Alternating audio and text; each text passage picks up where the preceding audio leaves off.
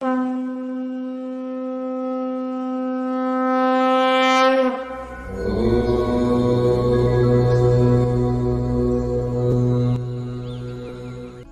क्यों स्वयं भगवान शिव को अदालत में होना पड़ा हाजिर?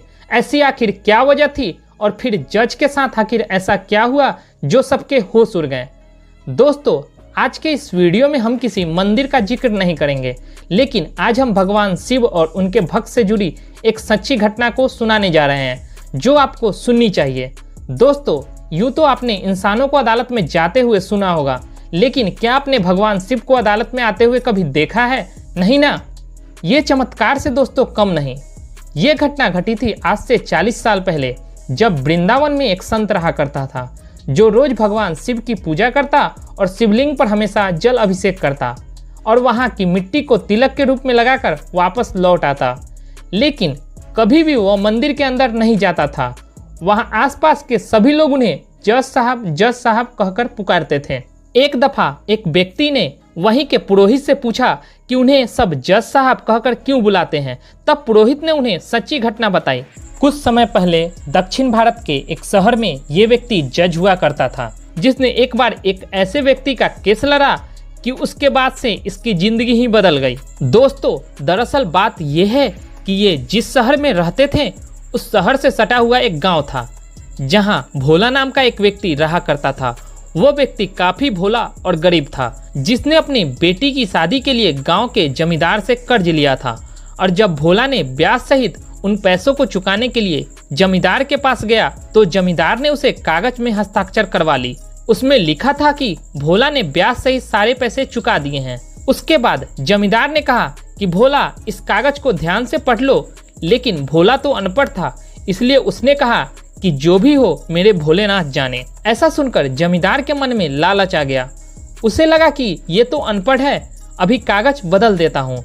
उसने धोखे से कागज को बदल दिया और फिर कुछ समय बाद भोला के खिलाफ अदालत में केस दर्ज करा दिया कि भोला ने अब तक कर्ज के पैसे नहीं चुकाए हैं। केस के दौरान जब भोला ने अपने बचाव के लिए वह कागज पेश किया तो जमींदार ने उसे भी बदल दिया। उसमें लिखा था कि भोला ने अब तक सारे पैसे नहीं चुकाए हैं। जिसके बाद जज ने उससे पूछा कि आपके पास और कोई सबूत है? तो उसने कहा कि नहीं, जब मैं पैसे दे रहा था तो वहां कोई नहीं था सिवाय मेरे भोलेनाथ के। तब अदालत ने भोलेनाथ को अदालत में पेश होने की इच्छा जताई। अगले सुनवाई में अदालत में एक बूढ़ा व्यक्ति पहुंचा जो बिल्कुल साधु की तरह दिख रहा था। उसने गले में रुद्राक्ष की माला पहनी हुई थी और उसने जज साहब से कहा कि भोला बेकसूर है।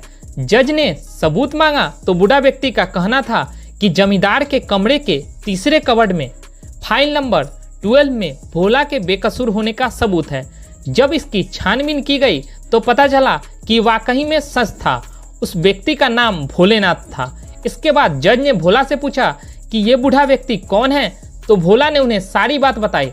जिसके बाद जज सच्चाई सुनकर और सच्चाई को जानकर हक्का बक्का रह गया और पछतावे में आकर संत की जिंदगी जीने लगा। दोस्तों, जज को सबसे बड़ा पछतावा था कि साक्षात भोलेनाथ अदालत में आए और उनके सामने वो एक कुर्सी पर बैठा रहा। उन्हें पता ही नहीं चला कि ये साक्षात भोलेनाथ है। तब जज ने इस पछतावे की वजह से संत की जिंदगी जीना शुरू कर दिया।